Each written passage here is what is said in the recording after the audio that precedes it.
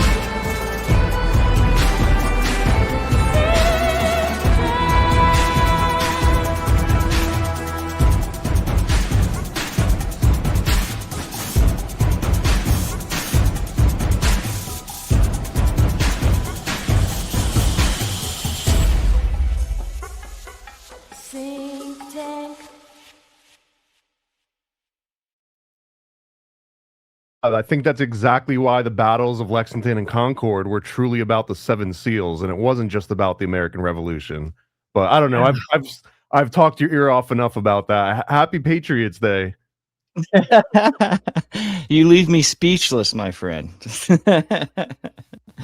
is why I hang out with you on Patriots Day. There's nobody more patriotic than the paranoid American. Where's Andreas? Where's David? We don't care. We're just running the show without them because today, not just from being Patriots Day, which is a real thing. It was named after a Mark Wahlberg movie. It was so good they turned it into an actual holiday. But it's the Boston Marathon related to the bombing. One of the two guys, I think he got discovered on April 19th. It's the day that the CSA was raided. It was the precursor to the end of the standoff at Waco. It was OKC Day. Like April 19th is turning into like a magical ritual at this point. Well, it goes back further than that, right? Like I guess it was like the first shots of the Revolutionary War, and I think the Civil War also. Like it's kind of basically America's birthday. And I don't know, it's just kind of this weird like fluctuation. And right afterwards is 420, which is standardized weed day, but it's also like Columbine and but it's also like Hitler's birthday, right? Like there's this weird thing. I've thought about it too, like in the Bible when Jesus is born, it's tax day. You know what I'm saying? Like they're going to Bethlehem to pay taxes or whatever when she gives birth. So there's like a lot of like people who think that it wasn't like it wasn't December 21st or 25th that was his birthday, that it was actually like it's probably April 19th is what we'll find out. Isn't later. that interesting? Yeah, that like we still have the same tax day, or at least the same tax month, all the like 2,000 years later.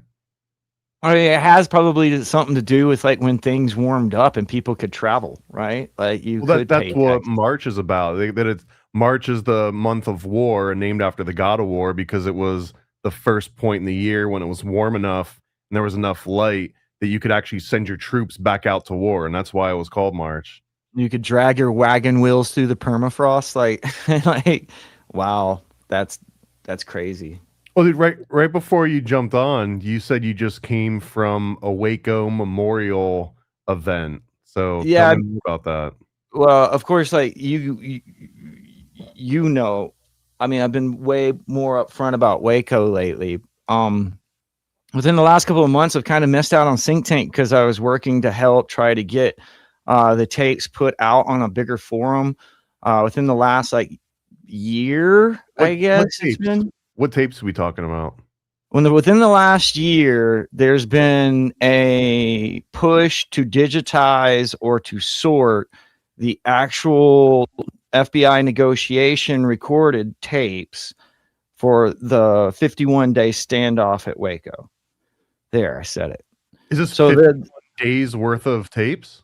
It is pretty much 51 days worth of tapes. I mean, it is. I mean, it's not going all of the time. It's definitely not David going all of the time. There's like certain days where he dips out because he's shot. There's definitely every man, woman, and children. I think there was more than one phone. I know we have 2 phones that we've kind of gone through.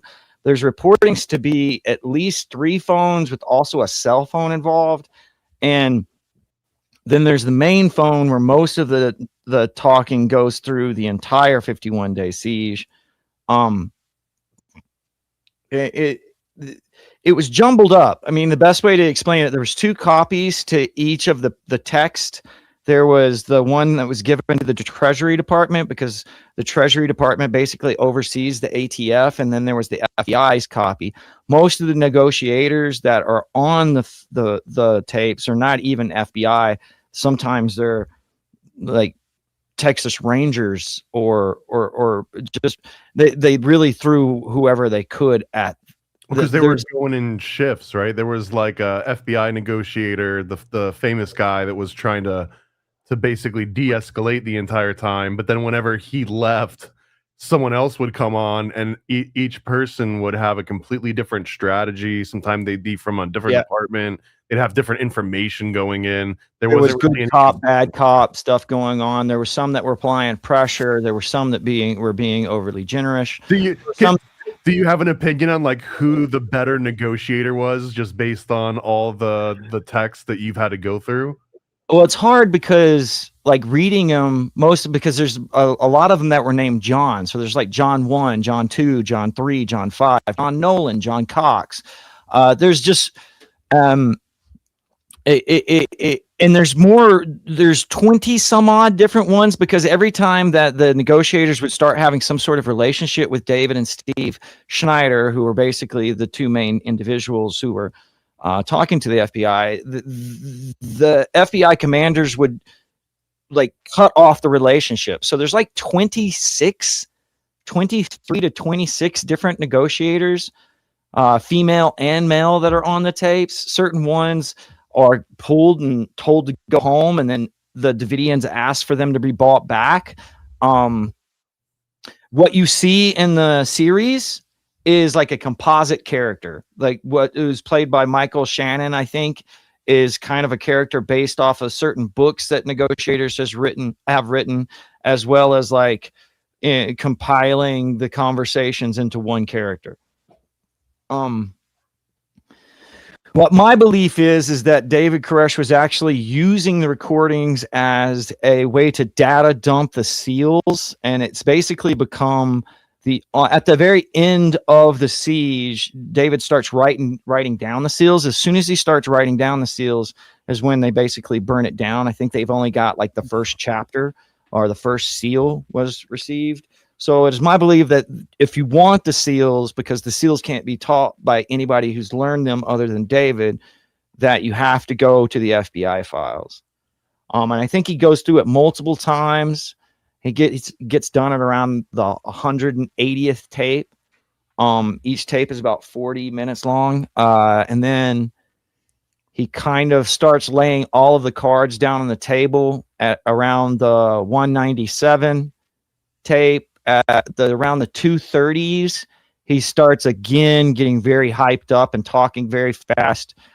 Starts writing as God. At that point, he sends out a letter that is basically dictated as if God wrote it. That I haven't really paid too much attention to. That's also when he gets the okay that he can write the manuscript. Before then, he wasn't even allowed to list the seals. By God. We got everybody here. Boom. What's up, guys? Happy 419. We're almost there. This is my school day. It's Hitler's birthday eve. Yeah. One of the greatest vegetarians of all time. And great as in big, not great as in married. I don't know, man. There's a lot of great vegetarians, and they all have the same attitude. We're talking about how April 19th is not only is it Patriots Day, and not only is it this Waco Day, but it's also part of, I mean, OKC was essentially planned around this, but there's also a connection between OKC and the CSA. And the CSA was sort of like a proto, the city where they all would go to like plan OKC allegedly, right? What was it called, like Elohim or something? That the CSA was a predate to that. So there's almost like this weird synchronicity with April 19th being related to like government apocalypse of some kind. And that was the entire premise of the Branch Davidians, even before David Koresh was even born, right? Like the Branch Davidians had been around, and their whole thing was that the authorities were going to show up at some point and everyone's going to die in like a firefight. Well, there was multiple at the beginning of the 7-day Adventists, which is where the Branch Davidians spin off from. There was a couple of apocalypse dates that were set. So the David Koresh is only the 7th out of what is considered 7 angels. And according to like E.G. White, is it E.G. or E.B.? Ellen White basically said that the ones who came before her all had angel intervention, and all of the ones that are come after her have claimed like angel intervention, saying that God's angels are actually giving them clues to the end of the world and so forth. So David but there's Koresh, 6 of them.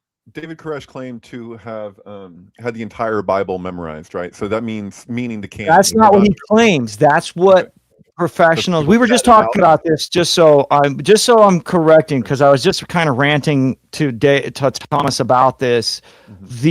When people mention David Koresh, like I was just at the memorial. They had the memorial Zoom call for April 19th for the Waco survivors, and a bunch of the scholars were talking about the fact that when they would talk about investigating people who knew David Koresh, they would always say stuff like, "Oh, I was the guy who had the Bible memorized," right?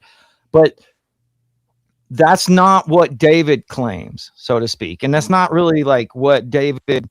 If you say David claims that he had the Bible memorized, that's not what he's saying. What he's saying is that God gave him the ability to see the Bible panoramically. So the visions that were given to the poets are seen in his visual field.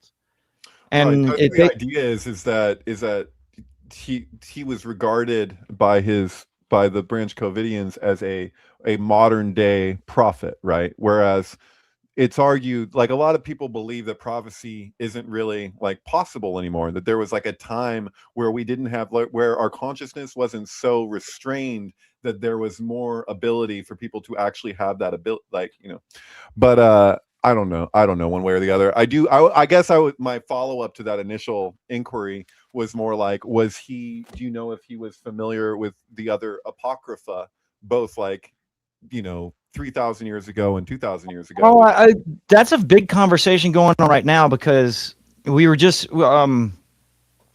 there was a hidden tape. 220 was a hidden tape. Basically, there's an event log in the Waco files that tells you what's being said minute to minute, that the commanders could like basically see like minute to minute events happening as they were unfolding. And then there was the actual like transcript word for word. And in the event log in tape 220, it's clear that David is talking about getting the 70-year-old prophetess that was before him, whose name was Lois Roden. She was supposed to be the 6th angel. David is the 7th angel. No, Lois Roden was 70 years old when she was having contact with David when he was like in his 20s. When you say contact, we're talking like. Well, that's the big discrepancy, right? That's on whether or not that they had sex or whether or not she was actually pregnant. There are a lot of survivors who report her taking pregnancy tests and being very distraught because she had gotten pregnant. in tape 220, he's basically saying, I got her pregnant, I didn't use a turkey baster, and I didn't have sex with her. And So was there a big red dragon waiting to devour that baby, but she escaped? No, she didn't escape to an island. She wasn't carried to an island. No, the baby who's trying to escape the beast would be Koresh's mom. But you have to understand, like... Not Ronan Farrow, just to be clear. Jury's out. Okay. Well, I'm sorry. I interrupted you. Where are you going with that? Oh, no, I don't know where I was going with that. That was a good one. All right. Anyway, I mean, he does talk about it. See, there's certain things that's like compartmentalization through who he's talking to. It's wild because basically, so he played a game with the FBI agents called What's That Seal? Now, What's That Seal consists of the 7 seals that are in Revelation corresponding to an exact chapter in a book, mainly in the prophets.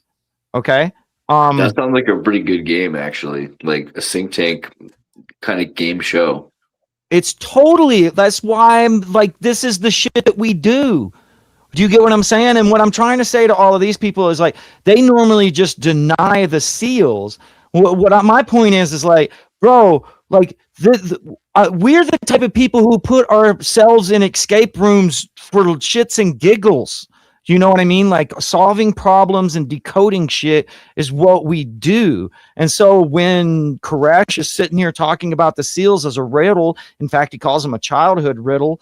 I took him for that game. And basically you can no, but there's a bigger structure to it, is what I need you to understand. So there's the 7 seals that correspond to 7 chapters, but there's all of these what are called keys that are around them that share the same language as the seals. So you can like compartmentalize the seals as sections of the Bible that talk about topics that happened after the prophecies of Christ. So things that Christ didn't fulfill. And that's basically what like Revelations is revealing about Christ, is there's a bunch of things that modern Christendom have forgotten, like Judgment Day. Like nobody talks about Judgment Day. Judgment Day is a thing that's supposed to happen when Christ returns. Wait. What do you mean no one talks about Judgment Day? I hear about Judgment Day all the time. People talk about. Maybe it's how I was raised. Now, sure.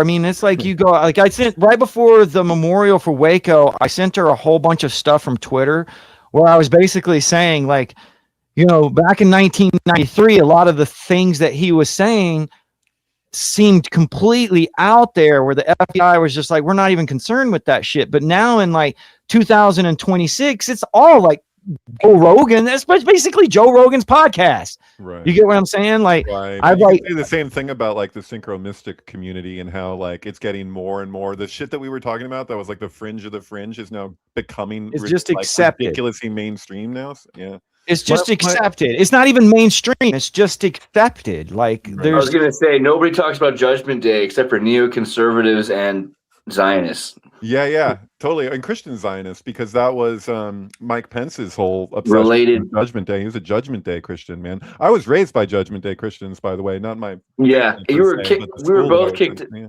was gonna say we were both kicked out of Judgment Day Christian schools. Yeah, it's true.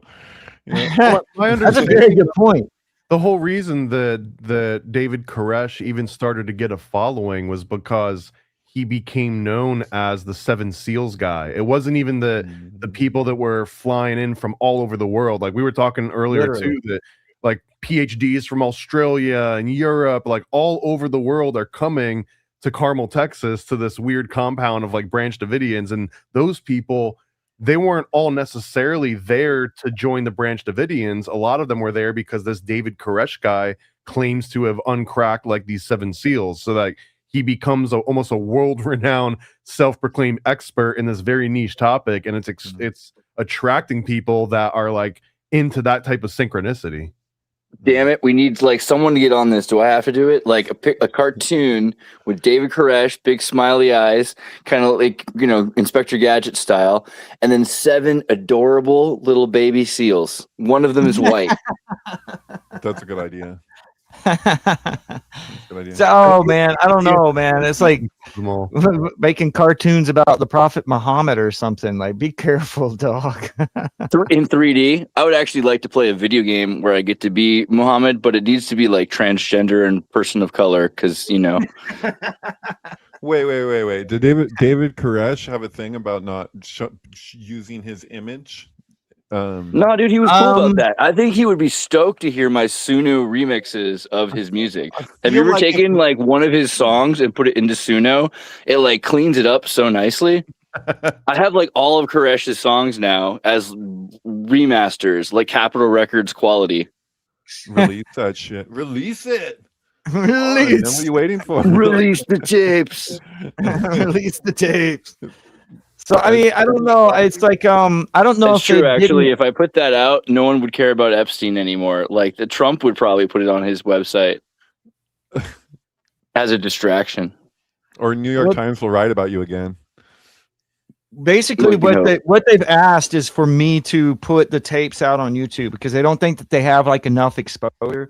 And I don't know. I mean, if it makes any money off of YouTube's, I think what I'm going to do is just put the straight recordings and maybe use AI to like make cartoons or visual images or something.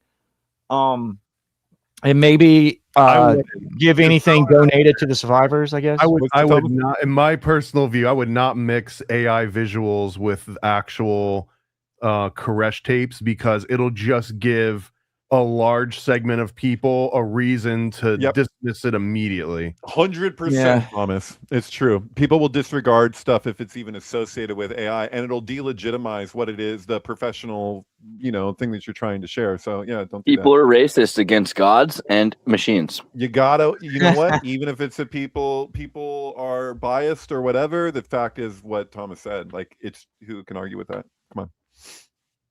Don't give people that. Like, that's the problem. I'd be happy to help figure out a way to do visuals at scale. I mean, I realize if you're talking like hundreds and hundreds of hours, you need something that'll like dynamically generate. We can figure something out. I'm sure we can figure something out. There's certain things that like would be important. We've and I got think a good point here.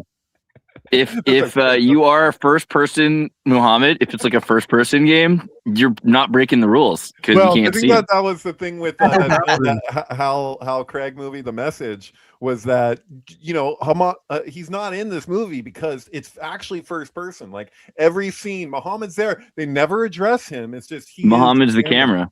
Yeah. No mirrors, no water. yeah, it's true.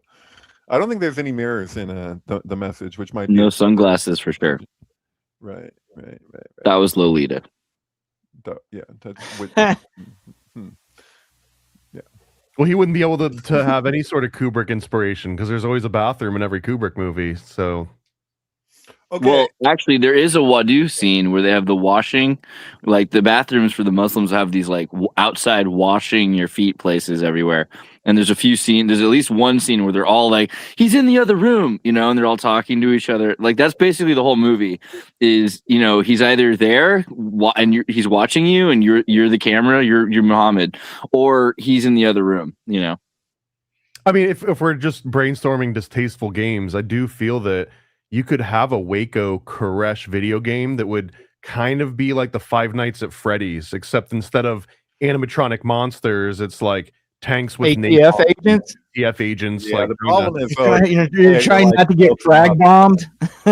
You're trying to go feed the chickens and not get frag bombed. Jesus, getting shot from the helicopter with like the holes coming through the ceiling. And you got there's like Guitar Hero, where you gotta play. And you're playing Guitar Hero the entire time as you're dodging everything, and you're shredding like you're absolutely. No, well, we're not. We should. This is something to discuss privately. I think we're doing it on too big of a platform right now, even with the whatever it is, 600 to 1,000 people that might be watching this. Like you gotta, this is something that has potential. Like somebody's gonna run off and make this game. It's probably gonna be Alan. I don't know. I just don't think it's like good idea to be disrespectful. There's so much weight to the situation. Like, I don't know. I want to hear more about the computer program aspect where you were saying that like the 7 seals are. Well, look, what I did, I bet you I could share my screen and I can show you guys exactly what I bet did. You can. There's only a few of the tapes. Okay, hold on real quick. There's only a few of the tapes that are not included on this bundle. This feels like software that should be released for Temple OS.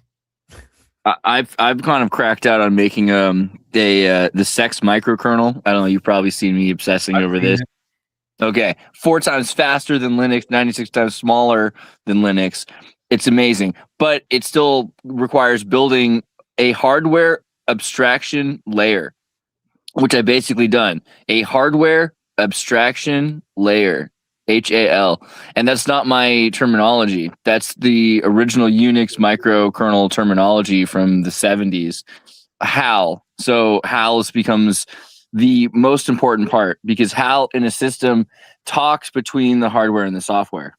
Can you get it to be exactly 9,000 lines? Actually, we're close to it. It's like 7,000 or something like that. But it's like most microkernels are 50,000, and then like a kernel like 1,000,000 lines. This is about 7,000 something right now. It's not quite 9,000. A lot of microkernel talk here. We're gonna have to show like some boobs or something at some point before we nerd out and lose. My microkernel has boobs. Its name is sex. It's okay. What are we looking at right now? Excuse my ignorance. I can't tell if we're looking at something Koresh related or what you're talking about, because I can't read. This is Koresh related. This is Ivory Mine, which is basically the AI. I mean, it's any and all AIs hooked to this ability to chat with documents, and you can put basically an unlimited amount of documents in it, and then tag the documents. So here I've got the total tapes. And you can see that I've had conversations with it asking certain things about the tapes. I can create timelines and everything of that nature, but I can also ask it certain things like, right here, I can pick a model of who I'm talking to, whether it be Grok or whatever. But then I can say something like, highlight all the times in the tapes that, the seals are compared to technology. So it's basically an AI model that's trained on Koresh, and you can talk to it. Right, but it will source all the material, so I can go back to the exact location in the documents. It's like a really, really like comprehensive search for the text. Because wait, so you fed in all the recordings that exist of David Koresh, and now you're like having conversations with it, and it's drawing upon all those recordings? Is that what's happening? Yes, and of course there's certain things that you can do up underneath that I will kind of like not talk about. You get what I'm saying? Like basically nudge, not as good as a wink to a blind bat. Yeah, okay, whatever. You get what I'm saying? There's certain things that like I can teach the AI based on entirely what was said by David. Do you get what I'm saying? You can that might not be a thing that the survivors want to hear. Hey, I gotta ask something. Is this something that's coming from StreamYard in the bottom right corner where we're seeing the conversation on the screen with it faded? Yeah. They just did that automatically? No, it's a new feature. Did you chose as an option? I don't think I like it. It makes me feel like we're Destiny or something. I'm not so into that. I don't know where the button is, but there's a way to.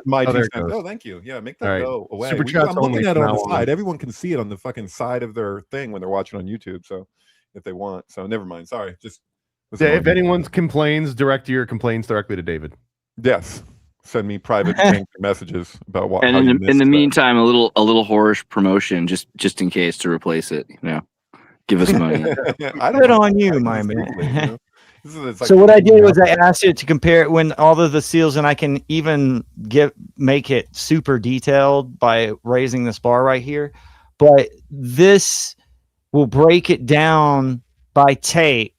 So right here, David discusses how in today's world, the modern technology everywhere, old truths of the Bible need to be looked at in a modern way, which is how the Seventh-day Adventists teach. He compares the 7 seals to a computerized technology or data program, suggesting that categorizing the testaments of the prophets into 7 categories is akin to a technological process. He calls this wisdom and links it to scripture teaching about increasing in wisdom. And then if you hit this, you can either ask more questions about that specifically, or you can go directly to the text if you click it down here. Can we and read it. ask it if David was a Windows or a Mac guy? Would have Or is been. it not that I mean, kind of It's funny because you might get a response. They're trying to figure out technology the whole time, because they're sending back tapes to view on VHS, but the VHS had been shot through in the initial siege. There's something weird about. I'm sorry, like when Bill Hicks showed up as close as he could get to the scene that day, right? That was a very fringe position to take in relationship to what was happening. Is that what it was? Because he saw it as another Ruby Ridge. He saw that where it was going to go. Is that correct? Like what Bill Hicks and Waco? I would imagine that it had to do with the police state. Hicks was a big proponent he said what he of. thought, so it's not like we have to speculate. But he was too also much, a but Texan. this was probably a big deal what for his Texans. position is, because he was very clear on his position in that 40-minute thing or whatever. But my question is, how common was that view in that moment? Because the media was going crazy, everyone was reacting to whatever. Like, I just wonder, like, because they were saying, oh, they got all these guns, this is dangerous, and then you had the FBI is concerned about another Ruby Ridge. But I guess I wonder how common his positioning was in the midst of that, because later on, hindsight's 2020, and everyone go, oh, look what happened, this is a tragedy, could this have been averted? But he was like wanting to avert the crisis, like as it was taking place. Like it feels like if anyone had prophecy in that moment, Bill Hicks was among them, right? Well, another note about this too that I always found really weird is that this particular area, Waco, Texas, had the highest number of like ATF raids countrywide pre-Waco. So it almost felt like if you were going to run afoul of the ATF anywhere in the country, anywhere other than Waco would have been the place to do it. And it just so happened that Carmel and David Koresh picked Waco as the place to be. And I don't know if it's like it's like a chicken and an egg kind of thing. Like, did ATF like laser focus on Waco first, or like was it a reason? Hey, if we approach Waco from a synchronistic perspective, can we add a special K like Crowley did with magic? Can we call it Waco? Don't do that. Waco with a K. Nudge, nudge. You remember the movie for Hannah Montana, which takes place in a little town, like I guess it's called Crowley Falls? Yeah, I synced that with Taylor Swift's first album, and I've only seen it without volume. So I've seen the Hannah Montana movie with Taylor Swift over it. So that, but yes, I caught that. Yeah, I think we're halfway to a Waco sync with that. A Waco sync, more like it. Mm-hmm. Sorry, there is a Waco show, right? With like a Looney Tunes Waco Wacko show. Really? Yeah, it's Waco, Jacko, and Dot, the Warner Brothers and their sister Dot, Animaniacs. Oh, they were edgy, weren't they? There was like some edgy stuff in Animaniacs, right? Steven Spielberg, for sure. Right? Oh, both. I mean, have you guys seen all of the? I don't know if it's true. I think it might be considered false. You can take my share off here, I guess. My point is like I can ask it about all the topics in here. I can't even get close to reading that anyway. On my screen, it's just like, I don't have a giant screen like Andreas over there with his fancy ass. You guys haven't seen it. Fancy ass. Just know Andreas has a really cool laptop. I've never seen another laptop as cool as Andreas's laptop, just so you know. You just sounded like Trump just then. I'm gonna Andreas is like the best laptop. I've never seen such a great. People said it couldn't be laptop. done. If everyone said it couldn't be done, and then Andreas he showed us, It's actually Flood's old laptop. Before he got a new laptop, he just sent me his old one, and because it wasn't doing anything for him because it was Windows, and now it's like optimized like a Rolex, and you can do a lot of things if you try. Royce. Believe in yourself. Yep. Drink mineral water. Yep. Drink mineral water. So I want to know more about the computer aspect of this, though. So it's just that David Koresh said that we should be reinterpreting. No, he's basically pointing to the fact that they're in the same conclusions that Philip K. Dick came to, that we are way too far down on the timeline as far as the existence of the universe. Like just the last 6,000 years or whatever. And so the idea that there is some sort of technology that God doesn't know about, like in a logical term or like basically he says that the modern day man's ideas of God are too Victorian. That a lot of people think that God has nothing to do with technology, but he says, quote unquote, God has the best computers. He talks about certain things that happen. He says it's like Star Wars. So when you hear wait, is he doing the exact same thing that they showed happening in the Book of Mormon from Trey Parker and Matt Stone? Because that sounds an awful lot like what they were doing. I mean, it's related. I mean, that's what the 7-day Adventists are. Like, they've basically said that we are going to interpret the Bible through a modern lens. And so David Koresh was sitting there talking about the book of Nahum and Habakkuk, which talk about the Lamb or the return of Christ being run over by chariots that run as fast as jackal and make the fir trees sway. And he basically associates those descriptions of the chariots, which would go down to the word Merkabah, to be the tanks outside of Waco. And so what he's doing is he's reading the prophecy as it lies in the book, but he's saying that the description is what's actually happening in real time at that event. It seems like the compound itself would be more likable to the Merkabah than the tanks, but okay. I don't know. It's a bird's nest. The compound itself. Did they refer to it as a bird's nest? No, I say it was a bird's nest based on context clues. It's because that bird's nest is made to be burned. I do not say that the Davidians burnt the place, but it was conducive to being burned. Did you know that bird's nest as an allegory was something relatively common for Kabbalists to apply to Metatron and therefore Da'at, and that pattern that is the pattern of the Merkabah is implicit within that? So for all the things I just have to interrupt to say that for you to say bird nest after what I just said is just like, oh shit, so it really was that. Anyway. Yeah. I am under the understanding of what you're getting at. Like, I know those are the reasons why I'm saying this. There's a lot of like context clues and like the symbolism, bro. It's so wild because the symbolism goes back to even like early Christian Sibyl oracles from like Delphi and shit.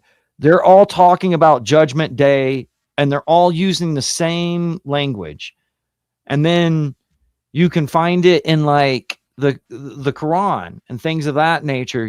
But just by searching out the same words. Isn't it crazy that so much of what he was doing is just incredibly similar to like what so many people who came to America, a lot of them from England, for religious freedom, and the way that was expressed at the time is almost identical to what they were doing, which I think is what triggered Bill Hicks, like I was saying, because he's looking at it, he's like, isn't this what we all, like so many people did at that time? And it's like this beacon of hope for the religiously oppressed, which often had spiritual leaders who were kind of like, oh, they're a little crazy. It's like the Shakers. I just watched that Ann Lee movie, and where they came to avoid the persecution that was happening to them in England, and then they got their own persecution here, and they burnt their place too, which is actually kind of a precursor, but it was a common enough phenomenon. But I'm just saying, like, that was part of like the American dream for so many early immigrants to America, like persecuting people. Trying to get the religious to go to America for the religious freedom which also entailed people had guns and all kinds of shit. I feel like I'm okay. So if that were true, then America never would have happened, because people that were escaping religious persecution in England went somewhere first, right? So the Puritans, the Pilgrims, they didn't just like go from England to America. That's not like how that worked. They got on a boat, they went to Holland. And in Holland, you could do whatever you wanted. You could do whomever you wanted. You could do whatever you wanted to whomever you wanted while consensual. And they let you religiously be. I mean, atheism was invented in Holland with Spinoza. I feel like if we had that AI fact checker thing right now, it would be taking issue. Well, hold on. With the idea that when you say they didn't do this, they went to Holland and then they did. No, a lot of people just went directly to America. Okay, after the Puritans did, but the Puritans,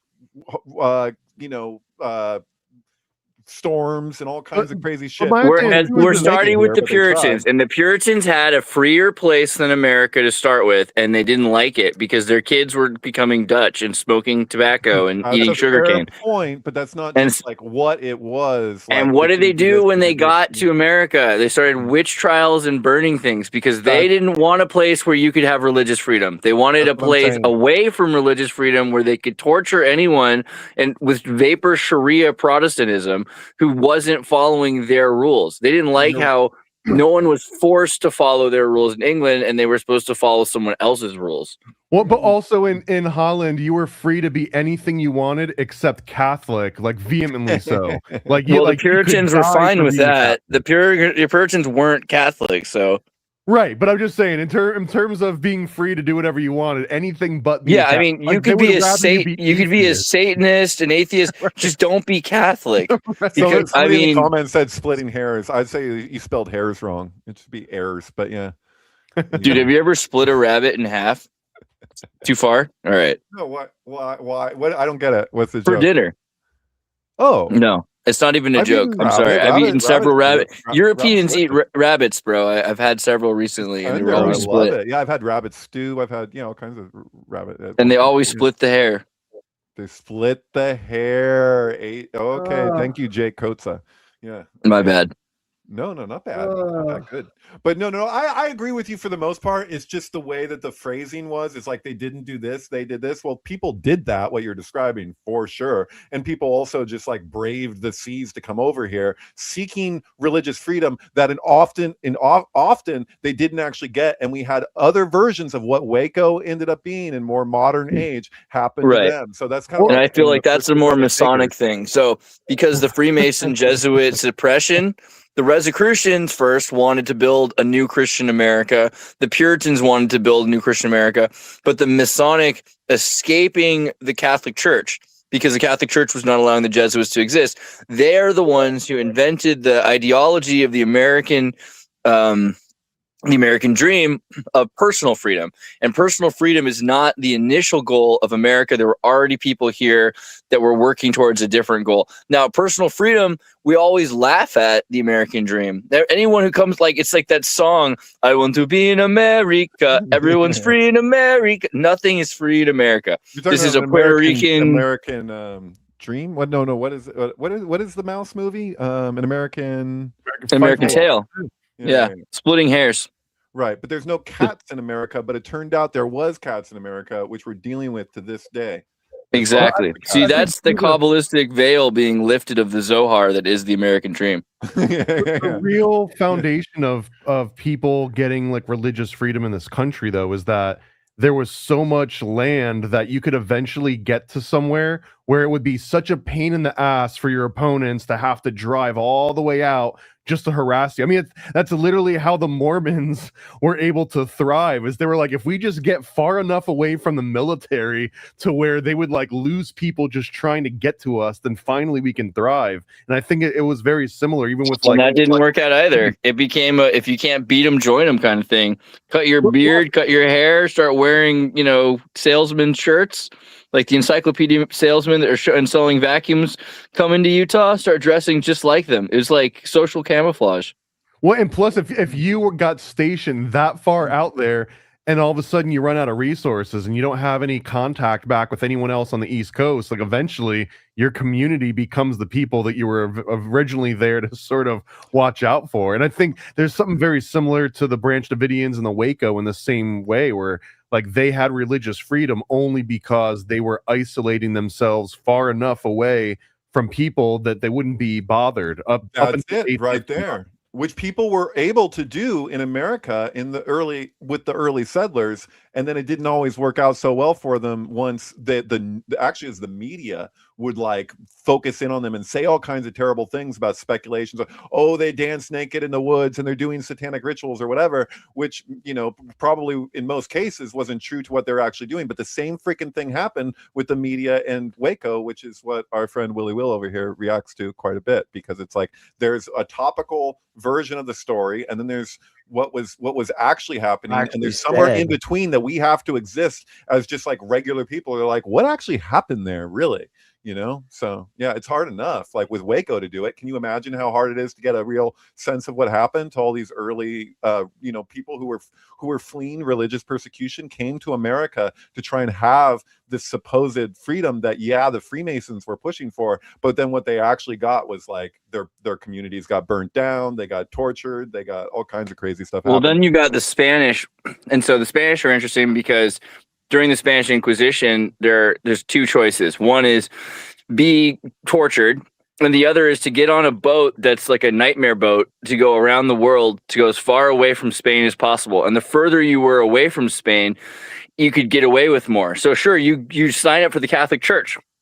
You become, you know, maybe you're a Jew or a Muslim, you're an Arab, whatever, you're already a good sailor, they need you. So you end up on a boat and you go as far away from Spain as possible, which is why if you go to Mexico, there's all kinds of things named Arabic names, like Guadalajara is an Arabic word. And there's all of these secret crypto-Jewish Catholic villages where they have Jewish blood, because people who came there had been, you know, trying to get away from Spain under the promise of promoting Catholicism, but they just kept, you know, as with most Catholics, kept their own indigenous right. beliefs. A lot of that is just Judeo-Christians, for lack of a better word. So particularly with Spain, because the Jews had run Spain right, like under Maimonides, right until the Spanish Inquisition. So they really were a Judeo-Christian, like Judeo-Christianity is a Spanish concept in a lot of ways. For sure. Yeah. No, for real. But well, in certain ways, yeah. But I mean, I'm thinking here today we're talking, what I jumped into this conversation, we're talking about that it's April 19th, and I go, oh, that's Bicycle Day, and we named some other things in reference to that. But it's also, I'll say this again, the same day and year that Albert Hoffman had his famous bicycle ride where he spilled the what is the LSD on his hand, ergot synthesis thing onto his hand, and then he went for his bike ride. That was this 1943, I believe. That was the same day and year that the Nazis first entered the ghetto in Poland, Warsaw, to round up the Jewish people who were living there. And what they didn't anticipate was that all these, like, there's an incredible number of Jews that had been stockpiling weapons, including grenades, that when they first came in to take them, it was the only day that I know of in all of World War II where the Jewish people totally fought back, and the Nazis were forced to retreat, and they came back later, a later attempt. They had to regroup because they didn't anticipate that they had stockpiled all of these weapons. The only person that I know of in media to show that, because that's not in Schindler's List, they don't go there. But the only person I've seen indicate that at all was Polanski in The Pianist, because he was in Warsaw at the time and had Nazis shooting at his feet, make him dance, and different things that were in that movie that he included that were actually his own experience. But I'm not saying anything other than why are you sticking up that never gets talked about again. Why are you always carrying water for Polanski on this show? I know, I can't help it. Dude, it's a great movie though. The Pianist is really good. I mean, I love Adrian Brody more than I love Polanski sometimes. Sure. Well, I don't even. But at the same time, it's like, hold me. I'm just bringing this up, and I guess I got sidetracked by saying that there is a place where this gets indicated, because they show you the day, and then there's explosions, but they don't show you all the details, other than one person showing that they have a gun. That they, you know, that's the most I've ever seen. Nowhere in Schindler's List do we have an example of that at all, or any of those other movies. There's no Schindler's Revolt, or you name it. But I guess the point that I'm saying is, like, as far as like we went to talking about Waco, that's like a early type of thing, like, right, where that went, it wasn't necessarily what was expected. These people are in a compound type situation, right? Although they're, in this case, they're being forced to be there. But was David Koresh forcing his people to be there? He had a real flock, you know. But how? Like, yeah. How? I feel mean, like how? at a certain point, your family's integrated into a place, whether it's Stockholm syndrome or not. These people wanted to be there. That wasn't the issue. The issue was we didn't feel like these people. It was like Charles Manson not being allowed to defend himself because people might believe it. They're like, oh, these people are impressionable. They don't have the capacity to make choices for themselves. That's right. It's your average Democrat play. Well, the actual argument from the judge of why Charles Manson wasn't allowed to defend himself, even though that's supposed to be, you're right, like as a citizen, like that you want to defend yourself, you can. They said that his powers of mind control were so powerful that he shouldn't be allowed to speak for himself. And then his own defense argued, well, what if he really is Jesus Christ? Which is something I don't think he would have stood there and argued himself, trying to tell a jury, what if I am Jesus? Like, I don't think that came from him. Like, that was just like, I don't know. It's weird. But yeah. I think in the Treasury report, it's called the Waco Blue Book, even though the front of it actually says something about like looking directly into David Koresh.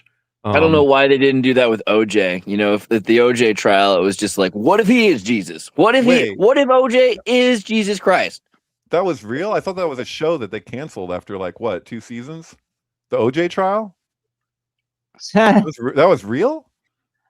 I don't know if it was real, but I did see it too. I was like, I love that show, and then I was like, they just canceled it after not that. And long. The truck drive was all GTA 6 footage that was leaked. Like there should have been more seasons to that, Like, let's keep this going. GTA footage. Fur guy, he was something else, man. There's like another trend too here though on like the justification to actually show up with that much force to Waco originally. They talk about, so there's something they talk about. Waco in particular was like the acid capital of the world.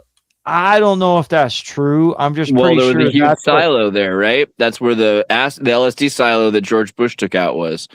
Everyone had so much LSD in the 90s until that silo. There's like a whole episode of Vice where they talk to the stripper girl who was being tortured by her boyfriend, who used to give her like thousands of hits of LSD and weird research chemicals, and then they caught the guy, and the LSD silo in Waco. I prefer not the word compound. The actual property was called Mount Carmel. It was a church. It was an operating church that had people from the ages of 4-month-old to 86 years old at the time of the siege. What's interesting is that it was kind of, I'm kind of sure that it was like meant to be a replica of like Solomon's Temple or not. I wouldn't confirm that. But it was made out of plywood. They treated it that way, I'm sure. Out of trailers, right? Like a trailer park Solomon's Temple kind of. Well, a lot of those buildings were cubic. Now, Mount Carmel used to not have that structure. That was like kind of a new thing. There was security. Security was ramped up. There was a guard tower. It was ramped up in the months that were like coming up to April. However, in the past, Mount Carmel had drug operations supposedly at it. Once it was under like the control of David's sect, there were no drugs that were ever found. However, that was why they had helicopters. According to Posse Comitatus, you're not allowed to use helicopters on American civilians unless drugs are involved. Right, and that was when they leveraged meth. They made a claim that they were manufacturing meth, which was quality, right? In order to justify the helicopters, and then the extra force was when they started leveraging claims that children were being abused. That's when they were allowed to like ramp it up again. So like every specific claim that they made against the Branch Davidians allowed them to like unlock an extra level of armor and weaponry they were allowed to bring along. Yeah. All right. And what was his real name? We keep saying David Koresh, but what was Vernon Howell?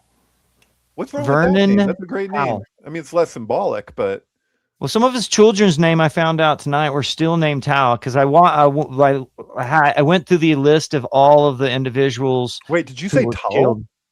Huh? Howell. Like with an H. HOWELL or something like that. Vernon. The Howell 9000. What's happening?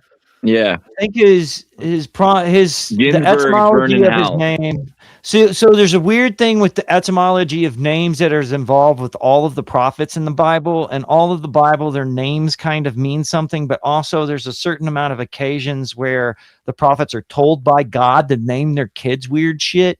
Like, for example, Hosea is made to marry a prostitute. He's told in the first few chapters that the prostitute will cheat on him, become pregnant, and he's to take her back. Then when he has a kid, he's to name the kid Not My People. David Koresh did this. He named his kids like Riddle, and I'm assuming some of them are actually Hebrew, like pronunciations, like phonic pronunciations of Hebrew words. And others are just Batman villains. Riddle, one of his kids' name's Cyrus. Riddle, Pages. Oh, it really is a Batman villain. Yeah, it's almost Dick Tracy. Some of his kids' names, you're like, okay. Flat Top, Shark Tooth, yeah. Right, but also the individuals who are involved, their names are kind of on the nose too. There's a man named David Thibodeau. If you look up the etymology of his name, it is King David. There's another man named Livingstone Fagin. There's just a lot of weird occurrences where the names are on the nose in a very syncy way. That's probably actually for the discoverer of the source of the Nile, right? What are you well, I don't know what you're talking about. What about Livingston? There's a song, this is worth saying because it's relatable. There's this in some weird way. There's a song called What About Livingston from ABBA where on Waterloo, where they're describing that the woman shows up to a newspaper stand and all the guys there are talking shit about us going to the moon. So they're like, why are we even bothering with this? Who cares about the moon? And her argument to them is, what about Livingston, which implies colonization, because Livingston was the explorer who discovered the source of the Nile, leading to all this people colonizing Egypt. And so the argument is, oh, this is for something to colonize the moon, which then fits with Kubrick and Waterloo and Kubrick with 2001: A Space Odyssey and all of that. But, you know, it's this rationalization. They use Livingston to rationalize why we're doing what we're doing with the moon. So take that. I also thought of Livingston Seagull. Jonathan Livingston Seagull was a story that was a very spiritual book about the seagull who learned to fly. But I experienced a weird. Do you ever think about how the Earth is actually like a Solomon seal? It's like a magic ring, and everything happening within Earth is in the domain of the demons. And so being able to be outside of the magic circle, like on the moon, would be in the Magus chair, observing the ritual. Totally. In fact, I think that was like Mather's like idea. I don't think. Did you just think of that yourself, or because I think that's not dissimilar from something that Mathers actually said about it? But I have not heard Mathers on it, but that's a curious. I mean, I'm just thinking it, but it makes sense. Yeah. The whole Earth itself is the seal, and then within that, there's all these smaller seals. But yeah, but you get interesting, Will, when you're talking about the seals and the keys. So like I'm trying to remember in the book of Revelation if they even like the key thing. You're like, you know, in this because they blow the trumpets and the seals break. So for instance, in Revelation it talks about the dragon having like 10 horns and 7 eyes, 7 heads, 10 horns, whatever. Yeah. Right, which seems completely like out of context of what the actual meaning is. Like if you look in the book of Daniel, it'll explain to you how we think of like the horn of Gondor. You know, the horn of Gondor is like the symbol of mustering an army or mustering power. By blowing the horn, everybody comes to your aid or whatever.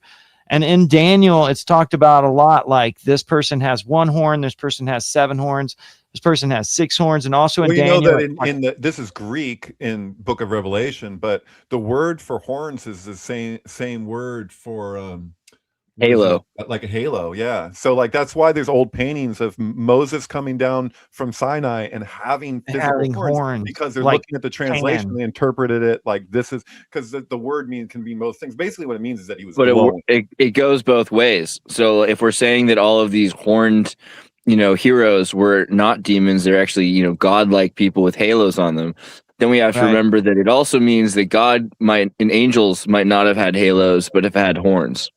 There you go. Well, have you guys Put that ever in your heard of satanic childhood's pipe and end? smoke it. You guys know childhood's end, right? Yeah, I Author was St. just Clark. thinking it. I knew you were going to say it too. Because that's what that all means, That's right? the Like whole the point of idea, it. Yeah, which is I I mean, think it's Judgment inspired from Day. that It even Crowley quote. has, I mean, there's parts of the childhood ends that are on the cover of like the House of the Holies by Led Zeppelin, with all the children that are like That was inspired climbing a by Childhood's pyramid. End. And the Pink Floyd song Mount "Obscured Zion. by Clouds" called "Childhood's End" is written about the Arthur C. Clarke book. But that book, I believe, in all likelihood, was inspired by the Crowley quote where he says, "In the past they called them angels or demons, and now we call them aliens or whatever." And it's like Right. the same entities or whatever. The The outside definition is the same. So what Koresh is proposing is that you consider the fact that there was a civilization that basically ran the galaxy for, I don't know, 4 billion years, say. And we are actually like Luke Skywalker. We're like on the outer rim. At one point, God's had to connect God as, call him like genetic organ donor, whatever the original DNA, right? The people who were highly advanced, who had already beat death, they were already time traveling, they'd already figured out lasers and the complete data storage so that you could keep your personality, but also be known and know everybody else and what everyone else was thinking. Mm-hmm. These individuals come upon Earth and there's a war and Earth is destroyed. And basically what has happened is that we have been subpoenaed to come back and do this trial on whether or not we, as like computers built by God, can recognize that we have a back door that it can still talk to us through. And this back door is sort of like what we would call inspiration or wisdom, according to the old the old Jewish term. Now, David and I have had this conversation about there being 3 different sections to the Bible, that being the book of the law, the prophets, and the New Testament. And David says there's actually 4, which is true. That would include like the book of Job and Psalms, and those are considered wisdom, or the books of the wisdom of Solomon. And Proverbs and so yeah. Which are inspired texts, is people basically saying in the same flow as Philip K. Dick that God was talking to him. Basically what David is providing is keys, symbolic keys that tell you these are the words you're looking for. When you see these words being repeated in a certain frequency, that means that that's the subject matter, and that you can group all of those certain events that happen post Jesus, like the 200 martyrs waking up, the 144,000 climbing Mount Zion, or the day of earthquakes, the Great Tribulation, all of these like events that happen post Jesus that are like lined up so that you understand that there's more than just one Christ. Like one of the key, it's called the key of David in Isaiah, I think, that who the Lamb is supposed to bring what is known as the key of David. You're referring to the actual Mashiach prophecy itself as it exists in the book of Isaiah, with the dew, the tall that will awaken the dead, bring the dead back to life, and all of that. Yeah. Well, all of these different prophecies are kind of out of order. Like some of them are talked about, and then the next chapter will say something that Jesus obviously did. But most scholars will all agree that Jesus left like 80% of the prophecies unfulfilled. And you guys know the thing with one of the many things that the Catholic Church took issue with the original publication of the Golden Bough, was when it speaks to the pagan roots of Christianity as relating to the scapegoat ritual, where you have 2 goats, right? One is sacrificed directly with the string. So you have a red string, you cut the string in half, and you tie half of it to the goat. You kill the goat, you tie the other half to the temple door. If in 3 days' time that red string turns white, it means that the goat took your sins with it and it died for your sins, right? And then the other goat, because there's 2 goats, the other goat is sent into the wilderness, and that goat is not to Hashem, but to the Klipot. And so that is Jesus and Judas. as far as I can tell, which is also the tree of life and the tree of knowledge. So when Judas hangs himself, he's going to the wilderness to be that other goat. So it has these kind of what you might call pagan roots or whatever that come from a deeper place, but it's the same ritual being performed. So that basically the gospel takes that old scapegoat ritual and it combines it with this prophecy that you're speaking to in the book of Isaiah about awakening the dead and the resurrection of the Mashiach and all of this. Well, he's supposed to bring what is known as like Stevie Nicks. The key of David is a specific, like, I think that there was like a TV show, a Christian TV show that used to be called The Key of David or whatever. But if you read the text, there's supposed to be a figure who brings what is known as the key of David. And what David Koresh is saying is that that's the key to what the Psalms are. So David, King David, in ancient times, wrote the entirety of the Psalms. There's like 190, 180 something Psalms. If you read it straight through, it takes you about 5 hours. So if you were to memorize the Bible alone would be a task, but the Psalms are a pretty big chunk regardless. Yeah. Like, no. So what David Koresh is saying is that the Psalms are the thoughts of Christ, which is kind of confirmed in the death of Jesus when he goes, God, why have you forsaken me? Or Father, why have you forsaken me? Also just saying that he's from the house of David in the gospel. And right. So because of everything that implies, a lot of people it's don't not realize the first time the house of David's been forsaken. You know, they get forsaken a lot. It's kind of, you know, it's one of those, it's like when Indiana Jones meets Shia LaBeouf, his son, right. And he's like, do you remember Mary? He's like, I don't know, kid. There were a lot of Marys, you know? Right. Right. And then there's this whole thing, like we were talking about Judgment Day Christians or whatever, and there's these assumptions that people have that, like, when Jesus is talking about the Son of Man, that he's talking about himself and his return. Nowhere in the gospel does it technically speak to Jesus returning. He says what the Son of Man will do. So, like, when he's in court and he's pushed to the point where he's silent, and he finally says, Son of Man will come in the clouds, and this is how Jerusalem will fall. He's basically predicting Titus Caesar coming on behalf of Vespasian Caesar and fulfilling this thing. Okay. There's also that whole bit about Trito-Isaiah, though, because you've got Proto-Deutero and Trito-Isaiah, and they're talking 3 different periods in the Jewish history. They're 3 different authors. So you've got before the fall of the temple, during the fall of the temple while they're in Babylon, and then when they're on their way out skis. And those are all kind of talking about a messianic figure, but they're definitely referring to the replacement to King Josiah, because King Josiah was the one who let the Levites take over, and having the Cohens be, you know, the Deuteronomists destroy Judaism, because it's within one generation of King Josiah that the temple falls. So they look at it as he failed, he did the wrong thing, Deuteronomists screwed everything up, and the Essenian or something else is going to have to return to the roots, because now the Deuteronomists, while we're in Babylon, are mixing with the Chaldeans, and you're getting this weird, what becomes the Proto-Sadducee, Chaldean mystic in Babylonian influence Judaism. And so that's what they're afraid of. And that's what they're saying, well, we need a new king that's going to return to the roots of Judaism. Okay, so you got to keep in mind the idea of frequency. What the whole thing of prophecy is not necessarily prophesizing a fortune, a event in the future, but multiple events in the future. That there's a thing called types and antitypes in the topic of religion, which is basically taken from the same idea as waveforms. When you're talking about a waveform, you're talking about nodes and antinodes. So there's the representation of Christ, but there's also the representation of a Christ-like figure, and these Christ-like figures reoccur. So when a prophecy is talking about events, it's not talking about one event, it's talking about multiple events. The idea of things happening in patterns and happening repeatedly is something that we should all understand, right?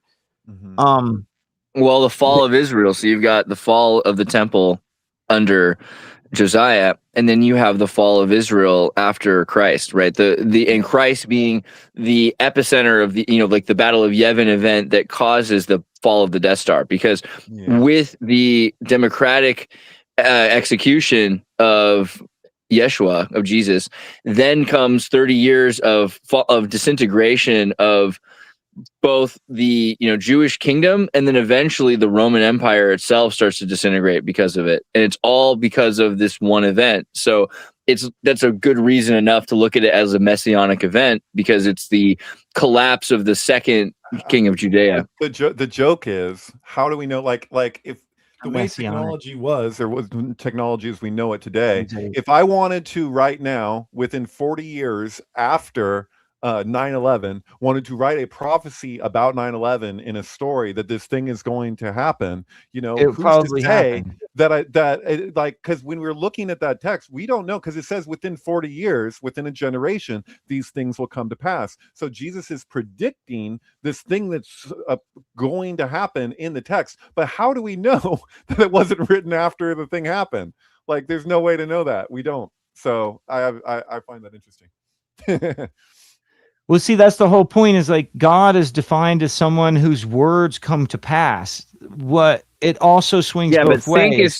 Think finds something that happens and sees it like it happened generally enough here that we can see how it would happen again. So there you go. Right. So that's the whole idea of prophecy. That's what Will is speaking to, because he's talking about, and correct me if I'm wrong, but my interpretation is you're speaking to the distinction between prediction and prophecy, which tend to get lumped together as though they're the same thing. Prophecy, according to ancient texts and descriptions of what prophecy amounts to, is a direct perception or a direct profound insight into the mechanism itself that is cyclical. It actually spirals, twists back around, and now we have a different. It's a frequency. It's an idea of frequency. Like we talk about it, all of the things in the Bible, we talk about it as far as like terms of geometry.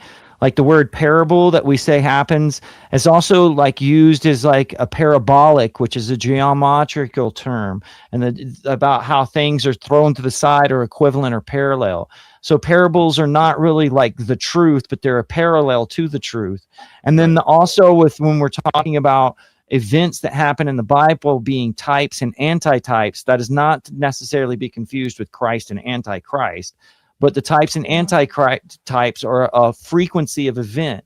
So like in the walls of Jericho, you have them going around blowing trumpets 7 times brings down the wall of the city. In Revelations, you have the trumpets being blared 7 times brings down the city of Babylon. Now, Babylon is a sync equivalent.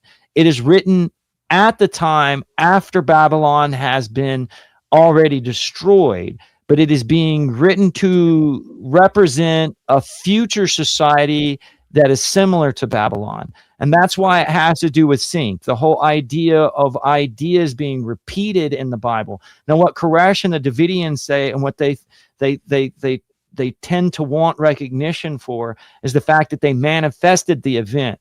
They were reading the prophecies, interpreting the prophecies, then living according to the prophecies so that certain other prophecies would be forced to happen. And the proof is in the pudding. The reason why no one left is because those events happened. They knew the United States Army, and a lot of people say it was like a self-fulfilling prophecy. See how we have this whole word of prediction and prophecy being linked together again. We're going to push this, and we're going to be martyrs, and then it will have this profound effect. So that's and the it idea. did. And it did. It did. Right. Yeah. So it is that's the thing. It's like it's a catch-22, and that's the same. The catches are obvious in the seals as well. If you try to disprove the seals, I figured out the seals. Well, then that's admitting that the seals are real. So disproving the seals proves the seals, and it creates this consciousness loop, and where you're like, well, I have to admit that it's true, even though I know what the truth really means is not necessarily something that I'm comfortable with. Clear on something too, because I'm talking about like the second coming, and I'm not saying that the Bible doesn't speak to a second coming. I'm saying specifically the gospel. If you look into the way that the term is used, we're assuming when we're looking at the English that he's talking about himself in the first person, when it appears that he's using the same language that was used by Josephus Flavius in relationship to Titus Caesar, and to me it's unmistakable. If you look at in Greek, the two texts back and forth, the way that they're presenting what happens,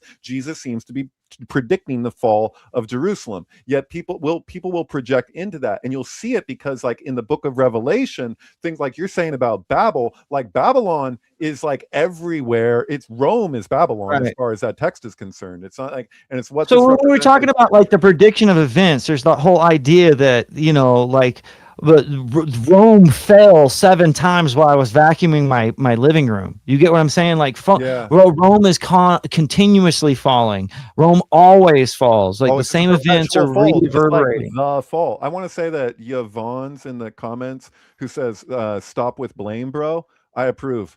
I think anybody that's talking about like the Jews killed Jesus or the Romans killed Jesus, it's like this whole blame thing does not fit with what Christianity is according to the gospel. Can we agree that the United States killed Koresh? Right?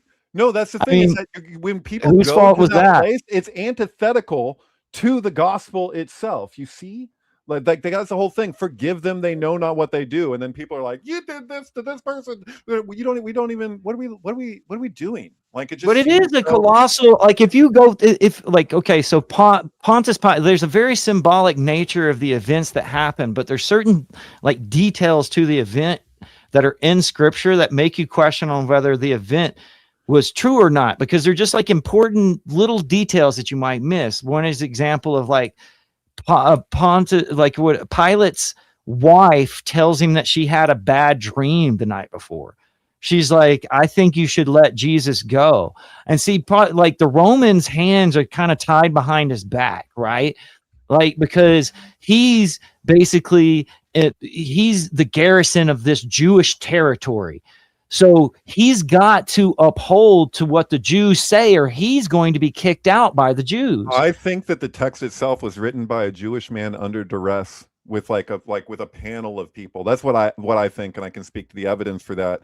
Way beyond what Joseph Atwill presents in Caesar's Messiah, because he's referencing scholarly remarks upon the correspondences between Antiquity of the Jews, War of the Jews, and the Gospel itself. So, like my extrapolation is like, what is the context of where this book is even coming from? Because if you consider that context, when you're looking at things like that and the way that it's presented, it's saying, as far as I can tell, that the Romans are not the only criminals here. Because if you wanted to treat it that way, we wouldn't have definitely the Jews that we have. He had to include everybody because he's dying for the sins of the world. So it's like the way that it's written is in such a way that it's like they all contributed to this, because this isn't meant to be a book that's just like a continuation of the Old Testament as such. It's not to destroy the law, but to fulfill. So it's supposed to be the fulfillment of this prophecy from the book of Isaiah combined, like I said, with Jesus is considered to be the law. One of the things that was also attached to the cross was like a list of the law, according to David Koresh. And when Jesus goes, "Forgive them, Father, they know not what they do," that creates the next law where ignorance has to be considered within judgment. Mm-hmm. So like you not being conscious of what God is considered to be admissible in court as towards your innocence. But once you know, then you're like, if you know what Jesus is through logic, or what God is through logic, but deny it to yourself, that is sort of like denying what God has given you.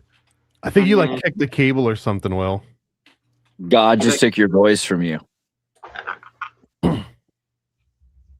What just happened? My sound went out, and then I'm seeing. I think we just actually knocked him out. He's on the floor. The stand-up is falling down. Okay. There we go. Okay. Can you hear me now? Yep. Yeah, and you look handsome. I love the new haircut. You're doing great. Bro, I had to be on the Waco thing. I mean, they only saw me for a second, and as soon as they saw me, they were like, "Oh hell no, I got to go to work," and everybody left. I'm surprised that you didn't show up and just pull like a Bill or what Andreas is doing now and just like not show yourself. You had to show your image, huh? No, I didn't. Not until they mentioned me. I didn't say or show myself. I let them talk and do their thing because, bro, this is a volatile situation. There's like people who are, kind of taking advantage of the whole Waco situation, and like nobody likes those people. What's the advantage to take with Waco? Like coming out with a TV series and putting it on Paramount? Trans people are like, if they could do that to a bunch of religious Christians, they could do that to us. Well, like I said, there's some individuals like the main dispute is over property rights, like who owns Mount Carmel. Right. That's what it's gotten into, just kind of like quibbling. Carmel's a weird choice too, right? Because like, is it to do with Carmel or is it like a caramel? Because a caramel is like this reaction. Mount Carmel's in the Bible. That's what I'm saying. It's just Carmel. Or is it Carmel? Is that how you pronounce it then? A lot of people. Well, that's how. I mean, that's how in Europe. So.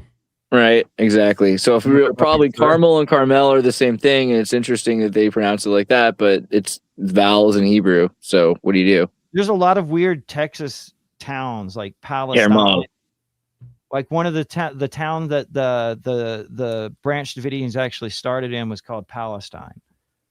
It was Palestine, Texas. Sure, that's where the freaking was it? No, it wasn't Texas.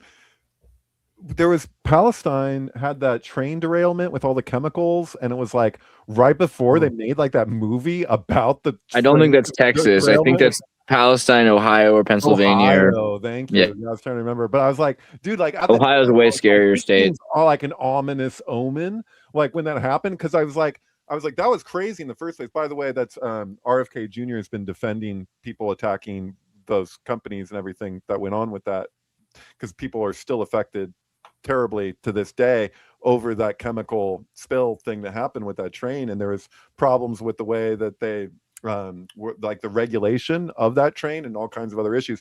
But anyway, there is what was that movie? It's called White Noise. Exactly. And then on Netflix, like, with Adam Driver.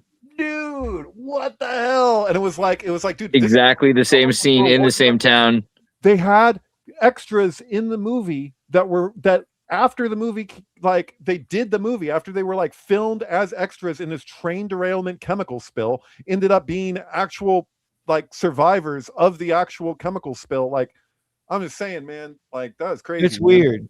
But again, I mean, that could also be like explained with frequency of event or whatever. Like we know that there's echoes. We talk about like stuff reverberating and shit like that. But I think it has to do with some knowledge of frequency of events and time.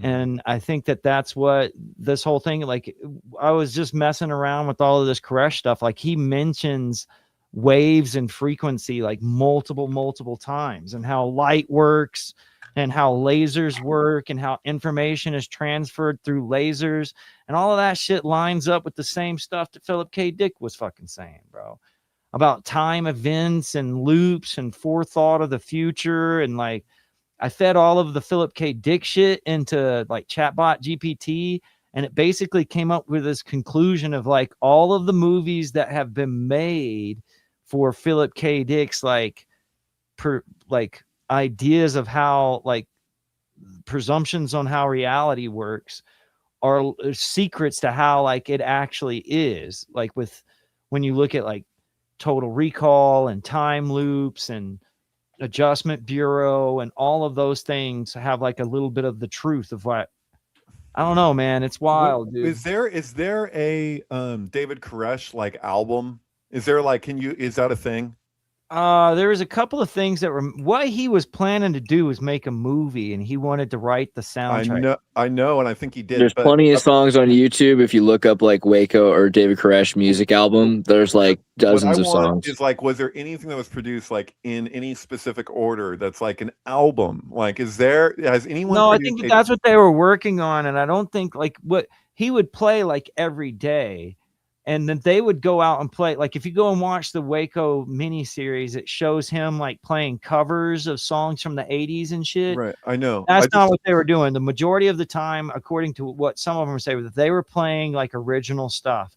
And all of his shit is named after stuff that's from like the Shekinahs and stuff like it has very specific meaning. I want some. We need to make a Waco musical. Like, Will, can you give me some time with That would you? be and we can- amazing because, like, the If you thing give me is, some time to plan out which songs we need to tell the three acts, I mean, bro, like reading the files is like reading a radio play. There are certain times you're like, I can't. This is so entertaining. I've like laughed my ass off because he's got this like country good old boy wit to him where he'll say stuff to the FBI agents and all of you can tell the FBI agents' defenses just drop. They just start laughing. But there's also like really, really sad events. And you know, you're walking in a graveyard here. You're having to walk over tombstones of like I want a David Koresh trauma. album to play over Lawnmower Man as a sync. That's what I want. I want to watch Lawnmower Man with David Koresh over it. Can I do that? Is there like something I can do? there's I bet probably there just about is- enough music for it, or I could AI remix all the, send you all those. You can go on if you go get on the, YouTube Music, you can like the music version of YouTube. There is basically an album that's been put together. I don't think Okay. that was like a produced Thank you. album. That's what I'm asking. So I did a Thomas, bunch of also ditches to something that called- album the other week. It was Right. worth it. I'll tell you. Okay. Right. It's You really, know, I mean, it's like he's the- definitely got like a 1970. He grew up in the 1970s. It's like There's a early lot of, 80s like, space really, wave, like surf acid rock kind of. He's very into his glittery reverb rock guitar, Okay. All right. But Yeah, the it's definitely FBI rock. also has a He can playlist. shred. Thomas isn't getting a fucking word in right now. Can we please? Well, I'm just saying that the FBI also had their own playlist for Waco, so you could also take the FBI's musical playlist and set that to Easily. something. All right. Which is like all right, Dead now we're Rabbits. talking. Is that what you're talking about, Thomas? Twisted Like, Sister. They started with music, and then they didn't realize that David Koresh was like, "Hell yeah, play more rock," because they thought. Right. My understanding is they thought like, oh, there's a bunch of like Christian, they're gonna be sensitive to rock music. So if we play rock music, it's gonna freak them out. So they play rock first. And David Koresh is like, I can jam to that, and he starts shredding. And then they're like, all right, bring out the sounds of You know what they use now? and They use that Cyrus T. Cher Somebody's song. bringing up the other Koreshian unity in Florida, which is also, I'll tell you, a huge topic on the tapes as well. They were actually sending in work from the Koreshians down from Fort Myers. They were sending in their papers and stuff into the Davidians compound. that song. Do you believe in life after love? That's what they use now. They just Well, they played. That was the song that they're playing in the South Park when Waco happens in South Park. They're because listening they've to actually Cher used it in real life. That is a thing. They will blast that fucking song at people. So just, In the event logs, there's a couple of different people who call in and talk about, at the time, there was what they had done to Noriega, I think, down in Panama. They had used the speakers and played rock music until he came out. mhm. There was a couple of people. all the thing about that is I'll go look up on Spotify like all of the Guantanamo Bay playlist, and that's just all my favorite music. Right. That's just all music I listened to as a kid that I loved, and it's just I'll go to a VFS and just go on their jam tunes or jukebox and just play the Guantanamo Bay playlist. Everybody has a good time. Is So YMCA on there? I think it is, but it's mostly like new metal and like Down with the Sickness and Toxic from Britney Spears. It's stuff that look at Paranoid's face right now as he remembers being in a tank listening to Miley Cyrus. You know what I mean? Like it's just good American music is what it that's is. Bad Company. That was the big song. Mm. Wait, the song "Bad Company" on the album called "Bad Company" by the musician Bad Company, like Yeah. the first track on a self-titled The album. very same. The Also, very fun, same. fun fact: those the Koreshians from Fort Myers, Estero area. That was like right around where I was growing up. But the guy that founded that was a distant relative of Joseph Smith too. So there's also like this weird Mormon connection with all this. God is calling you closer, Thomas. Well, when I was going through all of the names, when they were mentioning all of the names, it was like everybody from everywhere. There were people from like all kinds of different random countries and all different kinds of like different religions too. It was crazy. Mhm. Man, we could totally do a Waco musical, and the first version we'd film it. We'd do it in Florida or Carolina, whatever state gives us money to do this. We take like $100,000 of government funds. We add like a trans person of color in a wheelchair for like I don't know Canada's money, and then we just put this movie out. Somebody is accusing you of lying, William. They say you just lied. They aren't even in the same time period. What is I don't know that? what How do you respond to this? I don't know what time period we're talking about. I don't know either. This is but William that's provides intense. Sarah was definitely around at the same time as Waco. I can confirm. I was there. Who was around at the same time as Waco? Share. Oh. Thanks for sharing. Believe in life after love. That song came out in the 90s, but yeah. Didn't it? Or no, What a song to 2000s. kill a bunch of religious Christians too, you know? Right. It was that thing of just everyone wanted to get on that, that vocoder tip. And now because of auto-tune, it's like you can't even tell the difference. Like pop music had already become what AI music now is. Like it was ahead of that, and now we can't tell the difference because of that. Yeah. Scripps is asking, can we combine David Koresh's album and Charlie Manson's music? That would be extraordinary. Yes, it's called My Personal Playlist. That's what we do that. So here's the actual songs that the FBI played. The biggest one that they played the most was Nancy Sinatra's "These Boots Are Made for Walking." That was the big one. They also they're did trying to get him to walk out. Well, hold on, let me finish this real quick because it's important to understand. Iron Butterfly, the rock band, calls in. Oh, he's talking about Noriega not being. I am the god of hellfire. Fire. So the guy from Iron Butterfly calls in to the FBI about Waco because this is in the event log, and he says our rock and roll was like used in the Noriega thing, and he says we will go down there to Waco and play In the Gata Davida for 24 hours straight to get the Davidians to come out. Instead of doing that, what they do is they start playing Nancy Sinatra, and then I think it was like David Thibodeau yells out the door. He's like, "Could you play like the new Def Leppard?" And then they start playing like Dead Rabbits Dying and monks chanting. Like while you're listening to the tapes, you can hear like horse race. Thomas is ready to tell you exactly what was played. Well, the other one was Christmas carols. They played Mitch Miller Christmas carols, and then they also got a hold of David Koresh's own music, and they started playing Koresh's music back at Koresh.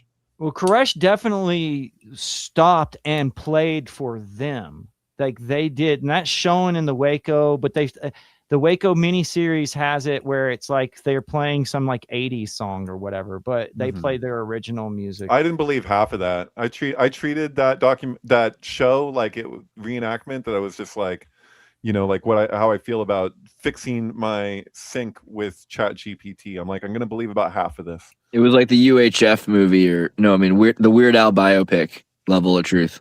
Mm-hmm. Although that was brilliant. That was one of the best movies to come out in years. I'll give you that. The Al Yankovic story. There was an article here too in Entertainment Weekly where they were talking about Waco, and it says that before they cut the electricity to the Waco compound, that David Koresh himself was playing tapes of Charles Manson. Interesting. So there is that connection. Like back out at the FBI as like a retaliatory sort of like they kept upping the ante on each other. So he was like, I'm gonna play some Charles Manson at you. Why would he have Manson? Why would you not have Manson? I know, right? He probably had the album Lie. That's you like the probably Beach what it was. Boys. Any real Beach Boys lover also has Charles Manson. Manson, right? Look at your game, girl. It's a jam. Look at your game, girl. But the one was Cease to Exist. That was the one, right? That they actually used. That they did another The Beatles? version of that he wrote. No, the Beach Boys. Beach Boys used. Beach Boys, sorry. Cease to Exist. Yeah. He was playing "Do You Really Want to Hurt Me" by Culture Club. The idea of them like playing music back and forth at each other. They're like, "Oh, you got speakers. We got speakers too." Damn, total train wreck. That's great. Just a very violent version of "Say Anything." Yeah. Oh God. It's just ludicrous when you think about it. It's like We need to Say Anything scene in the Waco musical, right? I'm telling you, man. There's like one scene. There's a scene where he asked to put the broadcast on the radio, and then they wait. They're all going to come out, so they're all listening to the broadcast, and I visualize it as a play. Like when I'm reading it, because they're talking about like they have the radio playing, and the FBI is transcribing what David Koresh is saying on the radio. So it's like this weird, like, fourth wall breaking thing. And then they're talking about, go get the cot, pick up the cot. And they're like directing everybody getting ready and then putting on their clothes. And then for 2 hours, they say goodbye to each other. And it's just like, it just plays like a radio play. Like it not being on the stage is a crime, or at least not being told correctly. Like when you watch the miniseries, it shows David Koresh being like angry with them and stuff all the time. It's like, and it's like, there's hardly ever a time that he's not like quoting from the Bible. And well, there was also early on, this was in Waco, The Rules of Engagement, and also Waco, The Big Lie. But Rules of Engagement was a documentary that came out in like 98, I think. And they actually showed that originally the FBI sent in like a whole bunch of camcorders, like handheld camcorders, because they wanted proof of life and they wanted to make sure that everyone inside the compound was doing okay. And when they sent them around, it's you see all this footage of people recording themselves. Hey, I'm such and such. Here's my family. We're totally doing fine. Like we're not being held here against our will. And when they sent these back out, the FBI realized like, oh, we can't put this and broadcast this because they look like normal people, and anything that we do against these normal people is going to look extra bad. So then and John Leguizamo was like, please don't, But the narrative completely turned into like, we don't know what they're doing to these kids and these families inside this compound. Like David won't let any of them talk. It was the exact opposite of reality. Reality was that there were like, come on in, like here's exactly what we're doing. Here we're going to talk about it. I want people to realize. I want people to catch that it's not. It doesn't always work this way. Sometimes it is actually what is being said. That does happen. But like so often, this formula where you're like, it doesn't matter how many times they're repeating. Or just like when you look at the media treatment, like this was such a media disaster, right? Because they're speculating like crazy, and not all their speculations are being presented as speculative. They're like the media crossed a certain line where they're just like, these people are being held against their will. This is what's happening, and it's like, and then after the fact, hindsight's 2020. When you go, oh my God, that was so removed from reality. I want to get to the point where it's like, society doesn't just go along with whatever is being repeated, even if it's like now the alternative media will do the same thing that media did, where it's like, is it even really alternative anymore? It just seems like it's doing the same thing but from another angle. Like, I don't know, I'm on my soapbox here, but it's just like I've had to the point where we don't fall for that shit. But the rational version of that is that if the government does all your work for you, you could just show up and take whatever footage they gave you and plug it, and like no one's going to ask questions. Like you're on scene, you're the camera guy there, you got the scoop. Why make extra work for yourself and possibly turn up dead? So it's just like, why, like, oh my, what is it? My lobster's too buttery and my steak is too rare. You know what I mean? Like I'm going to complain about you doing my job for me.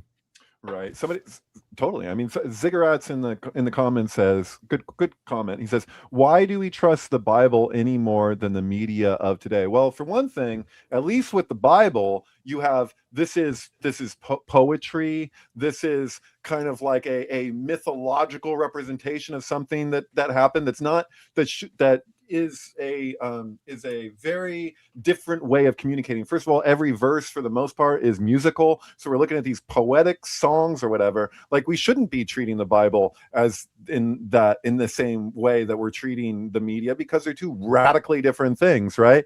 But there is something to be said for that comment. I don't dislike it. I think it's a meaningful question. Yeah, I got two little comments here, the Bible one being the second one, but the other one is like, yeah, we all need these guns in a compound because we're normal, by Missicor.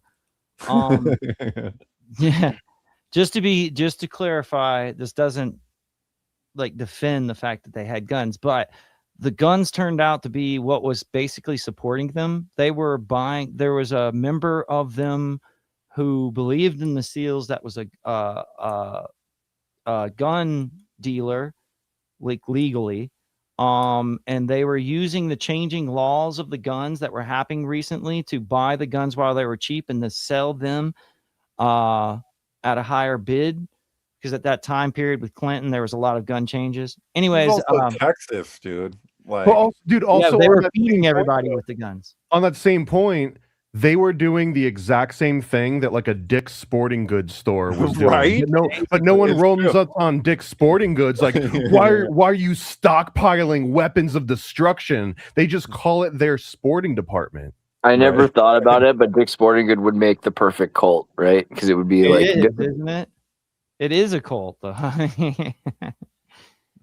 Okay, so and then another one was, why do we trust the Bible any more than the media of today? It's very interesting. All of the Branch Davidians viewed the Bible as supposed to be written for people of this time period and not for the actual people that it was written in. One of a good example of that is right now I'm reading Enoch. That says it in the first chapter of Enoch. Some of the first books written in Job and Enoch, they specifically say that they are not made for the people in the time period that they were written, but for the people in the future in the time of tribulation. And then they will give you scientific observations. Most notably will be the water cycle. It will say, we know that the planets hang in their orbits and cannot be subtracted or detracted from their paths, which is how we understand Newton's laws of physics and planets in their orbits today. And then it will say something about water and water becoming dew and raining down and becoming the ocean, which is the water table that's not even discussed for another 1,300 years. Well, it relates actually. It's interesting that you bring that up. So just so you know, I transcribed a pretty good section of the book of Enoch from I believe it was ancient Hebrew. I'm trying to remember if that book is actually Aramaic. No, is that Hebrew or Aramaic? Do you know? I think it's Hebrew. I think it's ancient. Hebrew. Yeah. But the thing with that the point being is that that's tall. So that's the same word, like you're into that, right? Like that's David Koresh's thing where he's like, this word reappears here. What can we extrapolate when we put these things together? The word tall is the dew that awakens the dead, which I believe is the reason why Mountain Dew shows up repeatedly in zombie movies, sometimes in very like high focused, why is there a Mountain Dew advertisement here? Is a key, like it's a crossword puzzle. Like if you link all of the connections with dew, even in Enoch, it's usually talking about the dead coming back to life. Yeah, I'll tell you what the code is for that. This will sound esoteric, but it's actually among Kabbalists. It's one of the more widely known little mathematical puzzles, because the gematria of Tal, dew, that awakens the dead in the book of Isaiah with the Mashiach prophecy, the gematrical value of that is 39.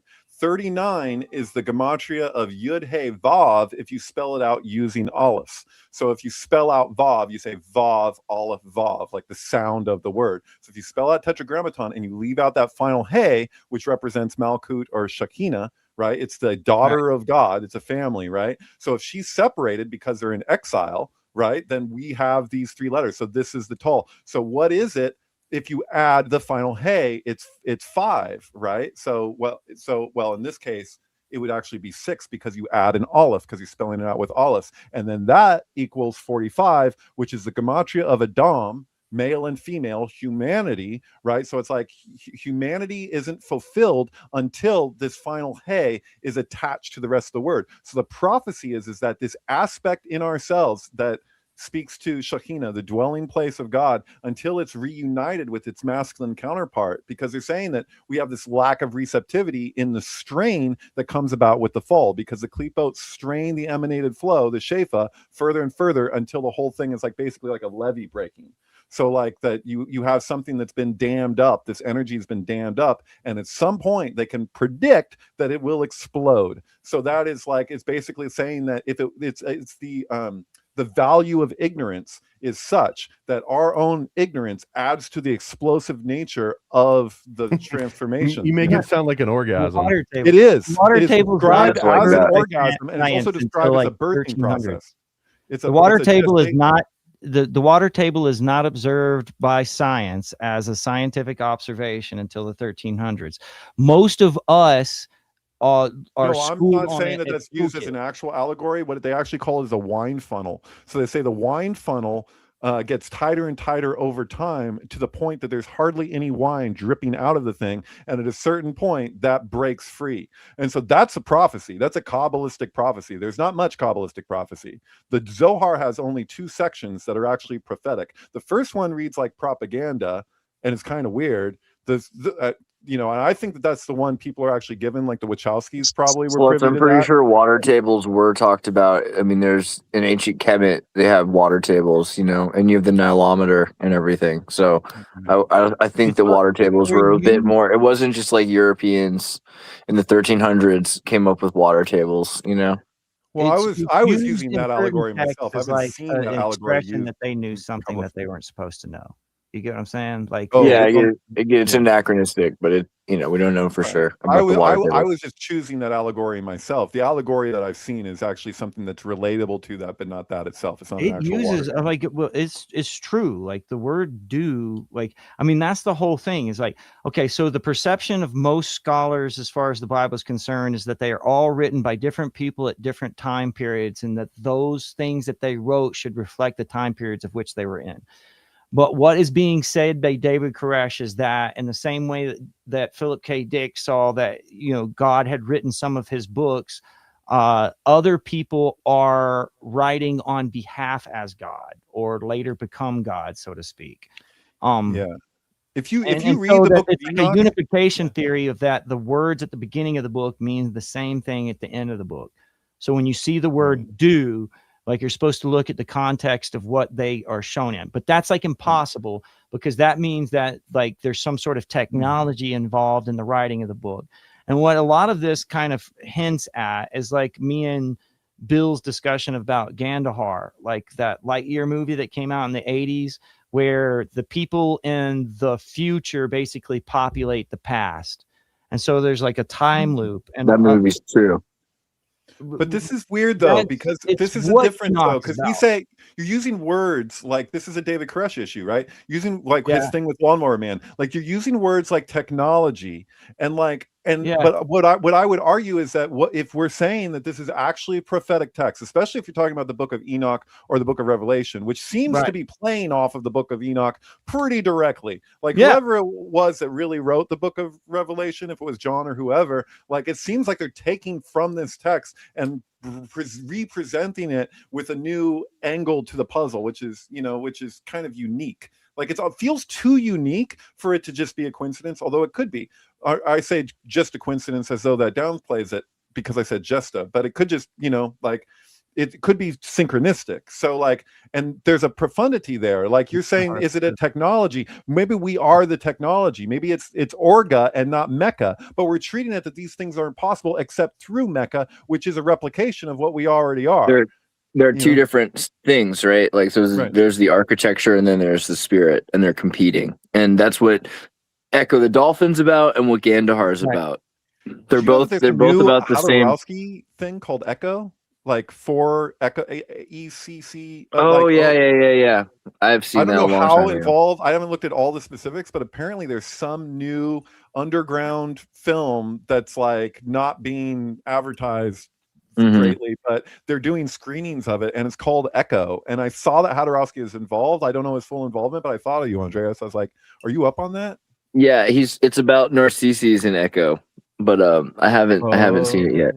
But that's also interesting when you think about Narcissus and Echo and SSI, because SSI is solid state intelligence, and that's what John C. Lilly was seeing in the sensory deprivation tanks, and he was in a plane crash.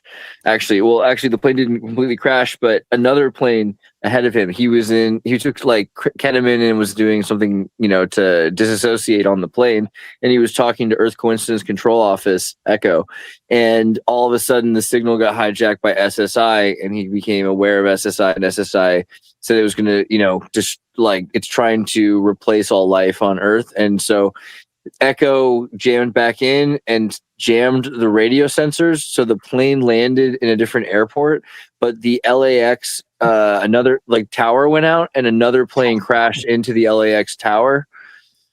So that was a weird interaction with SSI that made him aware of that there's some sort of a solid state machinery and so Gandahar has the same thing. You've seen Gandahar, Thomas, I'm sure. No, I don't think so. I highly Is it a Star recommend Wars it. It's thing? the What's same guy who does Planet Sauvage, the Fantastic Planet with the little blue aliens. It's a French animation. I don't know if you've seen Fantastic Planet either, but that's another. These are very important things to do. They're French animations from the 70s that are. We've talked about this before. Mobius. Yeah, okay. So Planet Sauvage, she made another movie called Gondahar, and it's like it starts out like in the future they will do it, or they've already done it. There's nothing that can be done because in the past it will happen.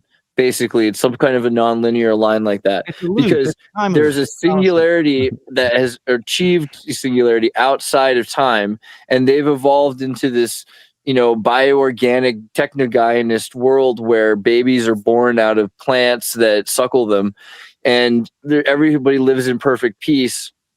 And it's an ecosystem. Like it's more intense than Avatar. It's big titted, and it's like heavy metal Avatar, blue people, and then the metal robots show up. One video. My movie walkthroughs I did with Bill Klaus on Gandahar. We just picked it randomly.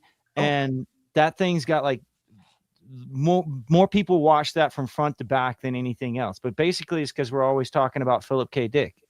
Like, I'll watch it. I'm gonna probably watch Gandahar again. It's been like a year since I've seen it, but I've had it since I was a kid. I love that movie.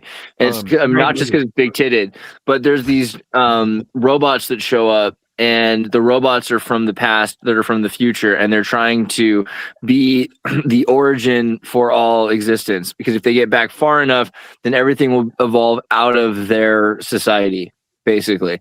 And so it has to be like a marriage between the two things, the bio and the mecha, to create a balanced world in the future, or in the present. In the present, more that's important. basically what the Bible is saying. It's saying that there was an event.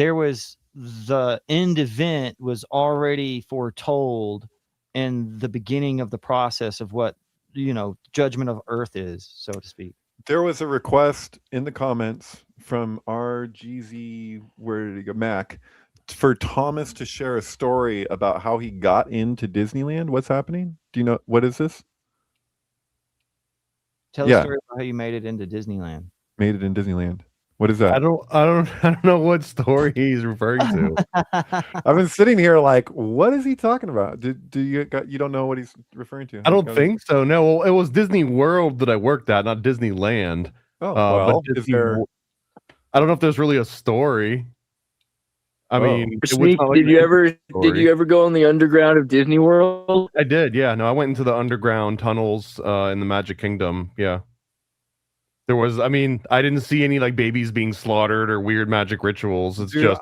I had a friend the other day telling me about how when he worked at Disneyland in security that, I don't know who it was. I can't remember. Well, Justin Bieber like did a thing where he would like tell people ahead of time that he was going to be somewhere. And then when they all run up, he's like, oh my God, why are all these people showing up? And it's like totally rigged. But he was with his girlfriend. Was it Selena Gomez? Who was it? Selena? Fuck. Whoever he was dating at the time, he punched her in the face. So like this guy who was doing security for Disneyland, like witnessed Justin Bieber punch his girlfriend in the face, and he ended up like trying to stop, like getting in between, and Justin Bieber's bodyguards like grabbed him and like wouldn't let him go near or whatever. He's like, what the fuck? But Justin Bieber's bodyguards were even like, they're like, yeah, dude, we know, but we gotta, and he was like, he ended up bringing that Justin Bieber's girlfriend to a hotel for her to like have her own space because of what had happened. And she ended up telling this guy that she was like, dude, he does it all the time. He hits me like in public, like not in front of like masses of people, but like, when they're behind the scenes or whatever, if she said something that upset him, he would just punch her in the face. And I was like, dude, that's messed up. And he was like, oh yeah, dude. He's like, but anyway, I don't know. Now it's not gossip at Sync, but maybe this is gossip, but yeah. I believe it. I believe the guy because I know the guy. I've been working alongside him for years. I mean, we're our businesses are attached, and like he's a super cool guy. But yeah, no, I was just like, dude, like, shit. Okay, whatever. Disney security. I mean, my story on how I got into Disney is not an exciting one, so we'll save it for another day when we're really running low on topics. I have a friend that went from Disney to Lockheed Martin, doing another friend doing security for Disneyland, who got Another Well, one. believe it or not, while I was at Disney, Lockheed Martin and Northrop Grumman both contracted Disney to make interactives and make like their animatics for things that they were working on. So I was literally at one point getting paid by Disney to make Northrop Grumman promotional videos on like these missiles that would like shoot down drug traffickers in the middle of the night. And it's like Disney was producing it for Northrop Grumman. I thought it was wild. And the exact same thing would happen with Lockheed Martin. That there's a big Lockheed Martin not that far. If you're trying to go to Disney and you make one wrong turn and you don't make a U-turn in enough time, you're on Lockheed Martin property, and the guy comes out and points a gun at you, and they make sure you turn around and everything. So like it's not a coincidence that all these places are next to each other. right. Mm-hmm.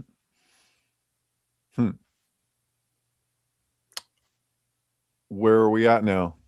Are we at like? I'm gonna have to start wrapping up soon because you said 90 minutes, dude. We're way beyond that. Speaking of today being 4/19, I've got an interview with Tanya Yiki, who is the wife of Terrence Yiki, who was the first responder at Oklahoma City that ended up getting taken out by the state. So I got an interview in a little while that I need to start prepping for. I bet Steamboat Willie would love to have something to do with that, but maybe you'll just be watching it.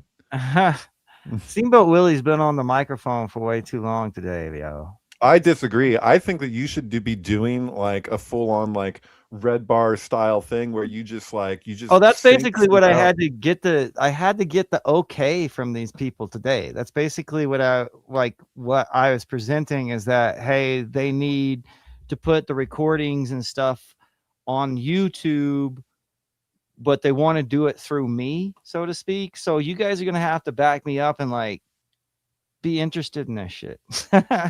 Yeah, I mean, I think that Thomas gave good advice. You want it to be as legitimate and as possible. My best advice for making it modern without like turning people off, I really think that come up with like a nice elegant treatment. Let's say that there's 51 days worth of tapes, that you have like a template that represents each of those days, and maybe the first one, it's like Mount Carmel that looks like it's not dilapidated or anything, there's no cops, and then like progressively each video like gets worse and worse until day 51 is like the tank is on scene and everything, and the visual should just be a background, a flat kind of color with like some kind of an overlay, and then like a specific person in the foreground. Maybe it's Koresh, maybe it's one of the ATF agents, maybe it's one of the victims, maybe it's David Thibodeau, but like each of those images, so you always have a consistent black and white person in foreground, some type of form of Mount Carmel in the background, and then like a color, and then just have like a waveform just showing like, render out the waveform. So now you've got a visual video, and that way it's kind of like a neutral. You've got a visual, but it's not going to turn anyone on or off because of AI or being over the top, and it really lets the audio stand apart from the visual. The visual is just there to like make any opinions. Just have it be the raw data. This is the thing in itself as much as possible. Yeah, dude, I'm happy to help work on like a little template that would work. So that way you just make like 51 variations of the one thing and send them all through the same process, and it would look timeless. It would look evergreen. Yeah, that's what I kind of would hope to do. Like I want to make it a little bit like, I want to definitely make it watchable, but really and truly there was no pictures before. The problem is like the FBI rarely get what he's saying and interrupt him often. And so it's almost like good to show pictures of like the subject matter so people get it. But I have a different way of doing that, I guess. I mean, I can I can make a YouTube channel where I just do that.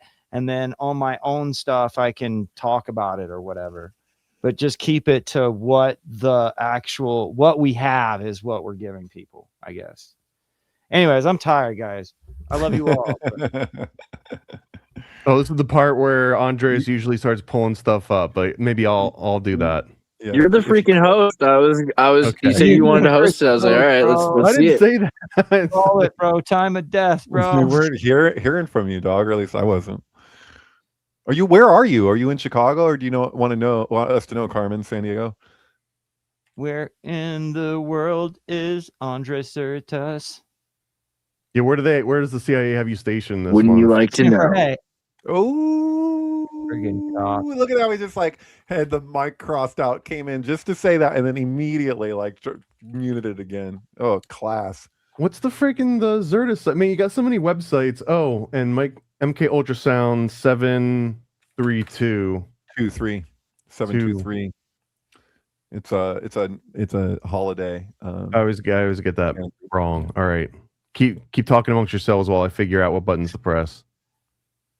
Here we go. You can put up github.com/Xirtus/sex. All right, we'll show Xirtus' sex in a second. This is, if you're not already following MK Ultrasound 723 on Twitter, you should be. And the very first place that you go is you click on this highlights reel. And if you're streaming live on YouTube, you click pause immediately because you don't know if you're going to see something pop up here. But these are all of the sync flicks that are mapping music onto movies. So if you want to watch an entire 2.5-hour movie and listen to a great 2.5-hour soundtrack, you can do both of them at the same time. And you were just talking about pairing David Koresh soundtracks to Lawnmower Man. So is that what's going to come up next? It sounds fun, yeah. The other thing is besides highlights, there's that link at the top there, and that'll take you to my videos on the syncbook.com. And there's videos that are, some of the videos that are on Twitter aren't on here, and a lot of the videos that are on this website aren't on Twitter. So it works both ways. But yeah, on this website, I believe there's over 200 films for free streaming and download from about 27 years of investigating examples of resonance between albums and films. So, yeah. And then we've got Meta Egg, which is criminally undersubscribed to. It was like 617 people. We got to pump those numbers. We need to at least 10x. If you're watching this right now and you want to help Will's endeavor, I mean, the only way that Will can have time to schizo out and do like Waco transcripts is if you pay enough attention to Meta Egg and pump his ego up a little bit. So help do that a little bit. All you got to do is go to meta_egg and click subscribe, and then we get more Waco content. That's how it works. Hey, right? There's a TikTok Meta Egg. More work than like anybody. The TikTok Meta Egg is doing a lot higher in subscriptions.